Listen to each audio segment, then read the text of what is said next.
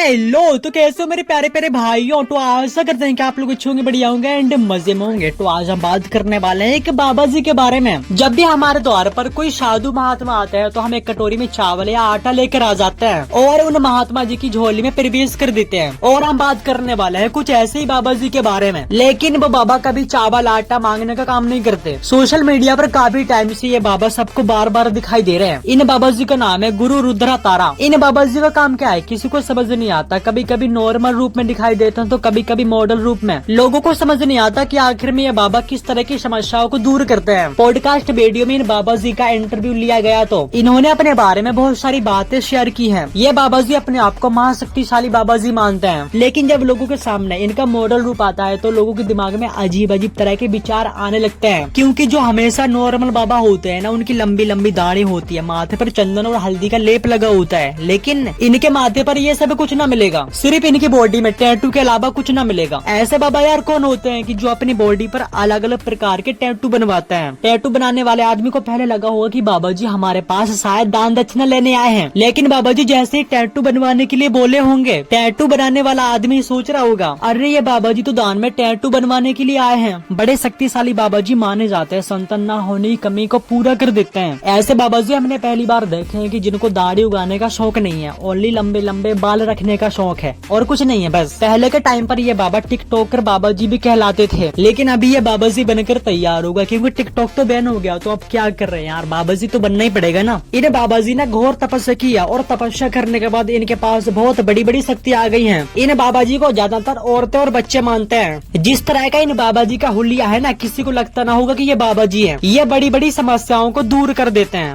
हमेशा जो इंसान को बाहर से दिखाई देता है ना, इंसान सिर्फ उसी को मानता है। बाबा जी के अंदर कितनी सारी शक्तियां ये कोई नहीं मानता। सिर्फ मैं ही एक ऐसा इंसान हूँ जो कि बाबा जी की शक्तियां समझ सकता हूँ। मैं भी साधु संत बाबा जी को मानता हूँ, लेकिन ये बाबा जी कुछ अलग ही प्रकार के बाबा जी हैं। इन बाबा जी को रील बनाने का बड़ा ही शौक है। इंस्टाग्राम पर रील बनाने के लिए इनके पास इतने सारे पोज आते कहाँ से हैं। तपस्या करने के बाद तो पोज नहीं मिल सकते। आपको पता होगा भूत प्रेत कोई जादू टोटका इन बाबा जी को वो सब बहुत बढ़िया तरह से आता है। और इतना नहीं, भूत प्रेत इनके पास आ भी जाते हैं और इनसे कुछ चिपक के बात भी करते हैं। आपको ये सब मजाक लग रहा होगा, लेकिन बाबा जी खुद अपने मुंह से ये सब बताते हैं। उस व्यक्ति की कैसे मौत हुई है, वो आदमी भूत बनकर बाबा जी के पास आता है, फिर सब कुछ बताता है बाबा जी को। खाने में क्या खाना है, मांस खाना या हड्डी खाना है, बाबा जी ऐसे पूछते हैं भूतों से। और सबसे बढ़िया बात तो यह है कि भूत तुरंत बता भी देते हैं। भूतों ने कई बार इनके ऊपर अचानक से हमला किया है और भूतों का हमला करते समय बाबा के शरीर पे भूतों के निशान भी बन गए हैं। इनके साथ इतना सब होने के बाद आप फिर भी इनको साधारण बाबा जी कहते हैं। अरे ऐसा नहीं कहना चाहिए। पॉडकास्ट की बातें बाबा जी की कभी झूठ नहीं हो सकती। उन्होंने खुद खुल के बताया है सबको। 13 साल की उम्र में ही इन्होंने बाबा जी बनने की प्रक्रिया तैयार कर दी थी। पहली बार इनको टिकटॉक पर वीडियो बनाने का विचार कैसे आ गया, मुझे यह समझ नहीं आ रहा। इन बाबा जी का 2-3 वीडियो सोशल मीडिया पर इतना ज्यादा वायरल होने लगा, तभी से लोगों को लगने लगा कि ये तो टिकटॉकर बाबा जी हैं। तभी से लोगों को इनके ऊपर से भरोसा ऐसे उठ गया है जैसे कि ये कोई साधु महात्मा तांत्रिक जी नहीं है, ओनली सोशल मीडिया इन्फ्लुएंसर हैं। अगर आप लोग इनको यही समझते हो तो बिल्कुल सही समझते हो। मैं भी थोड़ा थोड़ा समझता हूँ। इन बाबा जी के बारे में मुझे ज्यादा कुछ तो पता नहीं है, जितना मुझे पता था आप लोग के सामने पेश कर दिया है। थोड़ा सा और इन बाबा जी के बारे में बताना चाहते हैं। अगर इन बाबा जी को कोई अचानक से कोई मंदिर दिखाई देता है तो वहाँ पे तुरंत ही रील बनाना स्टार्ट कर देते हैं। मैं ये नहीं कहना चाहता कि रील वीडियो बनाना कोई बुरी बात है। रील या वीडियो में आप क्या दिखा रहे हो, कम से कम ये तो होना चाहिए ना। आप तो सिर्फ अपना मॉडल रूप दिखा रहे हो। आप रील्स वीडियो में ये भी तो दिखा सकते हैं ना। अगर आपको कभी भूत प्रेत की समस्या आती है तो वो कैसे दूर करें, आप अपने काम को लेकर कम से कम ऐसी बातें तो बता सकते हैं ना। लेकिन आपको तो सिर्फ रील बनानी है अपनी लंबी लंबी खूबसूरत जटाएं दिखाकर। अगर आप इस तरह की वीडियो बनाते हो तो लोग क्या आपको समस्या दूर करने वाले बाबा जी समझते हैं? अरे बिल्कुल नहीं समझते। आपको लोग समस्या दूर करने वाले तांत्रिक बाबा जी आपको कैसे समझेंगे? आप तो रील बनाते हो। आखिर आप लोग इनको क्या समझते हो, नॉर्मल बाबा या मॉडल बाबा? हमने ऐसे पहली बार बाबा जी देखे हैं कि जिनको रील बनाने के अच्छे अच्छे पोज भी आते हैं, बढ़िया बढ़िया यार। और जादू मंत्र कहलाने वाले टोटका भी। मैं भी थोड़ा जादू मंत्र मतलब की टोटका मोटका मानता हूँ, लेकिन अगर ऐसे